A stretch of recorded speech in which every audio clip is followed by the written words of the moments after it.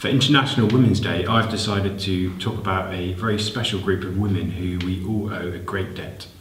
When you think of women in World War II, what is the first image that comes into your head?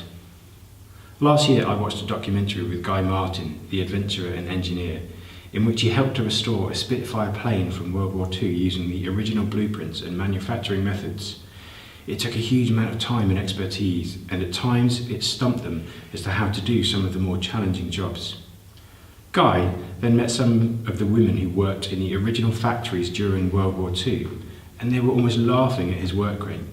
They used to churn out Spitfire after Spitfire, doing some incredibly complex engineering tasks. It got me thinking about the role that women played in World War II, as more often than not we just think about the men serving on the front line. Women played a huge role, working as mechanics, engineers, tank drivers, building ships, working in factories making bombs and aircraft parts, air raid wardens, driving fire engines, code breaking, plumbers, ambulance drivers, nurses. Initially, only single women aged 20 to 30 were called up, but by mid-1943, almost 90% of single women and 80% of married women were working in factories on the land or in the armed forces. Huge numbers of women were involved in the war effort, and many joined the armed forces.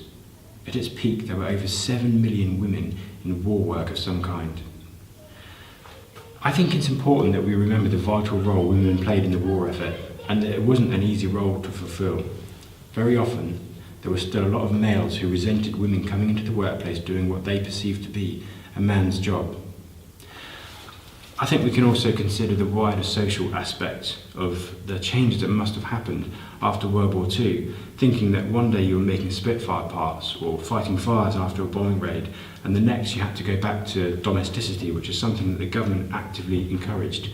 Things wouldn't be the same again, and this was largely down to the role that women played in World War II.